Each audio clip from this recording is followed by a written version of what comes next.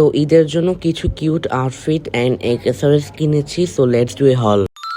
তো দেখো এখানে ফার্স্ট অফ অল আমি এই জামাটা কিনেছি গাজী ভবন থেকে। পরে দেখো এখানে একটা হোয়াইট কালার টি শার্ট ছিল অ্যান্ড এটাও আমি পারচেস করেছি গাজী ভবন থেকে।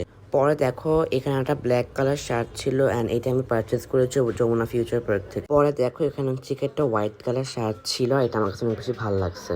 অ্যান্ড পরে দেখো এখানে হচ্ছে একটা ব্ল্যাক কালার টি শার্ট ছিল অ্যান্ড এটার ব্যাক সাইডটা অনেক বেশি সুন্দর ছিল। পরে দেখো এখানে হচ্ছে একটা রেড কালার টি শার্ট ছিল অ্যান্ড এটা আমার কাছে অনেক বেশি ভালো লাগছে। পরে দেখো এখানে হচ্ছে একটা ইয়েলো কালার টি শার্ট ছিল অ্যান্ড এটা আমি পারচেজ করেছি টিআরএস শপ থেকে, তোমরা চলে ওখানে ভিজিট করতে পারো।